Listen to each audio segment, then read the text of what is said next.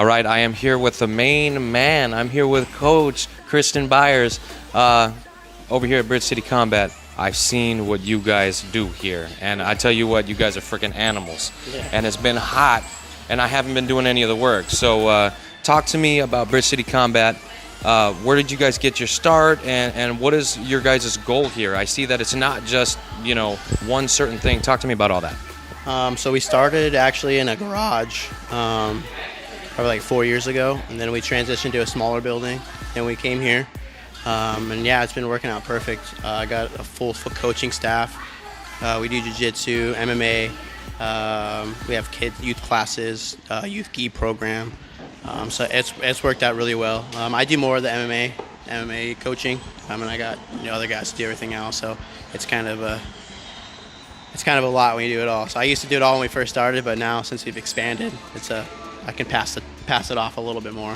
Well, and like you said, you've got coaching staff. I mean, you see it on the lockers. You got great coaches in here. Mm-hmm. You also got great fighters coming out of here, and you got champions as well. Yeah. I mean, so you kind of got it all here over at Bridge City. So what is your guys' I don't want to call it like a goal per se, but is it the idea here to breed champions for the next generation?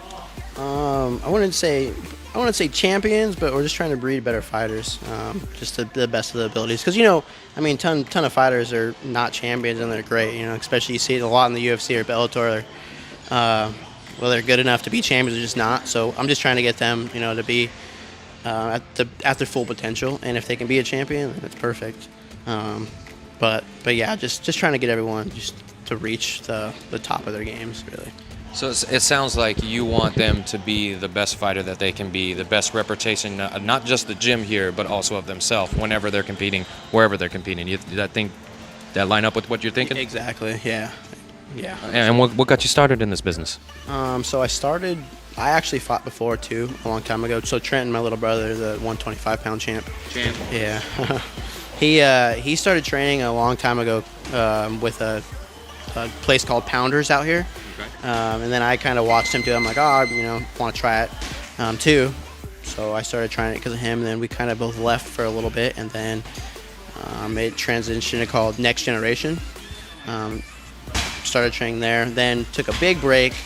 Trenton stopped training completely. He was wrestling, but he stopped training. And then I ended up going to start fighting at a Revelo Academy, which is up the street a little bit. And then ended up opening this place. I just wasn't. I was ready to move on from that gym and kind of start something of my own.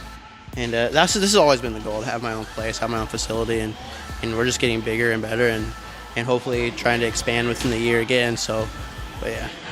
And then the community as a whole here in Lake Havasu seems pretty tight-knit, but also very accepting of cross training, getting as many looks as you can, and I really like the community down here. This is my first time down here, and I'm very impressed with what you guys as a city have been able to accomplish with a lot of your fighters here.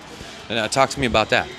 Yeah, we have a great community here. It's a very friendly community. I've lived here for my whole life.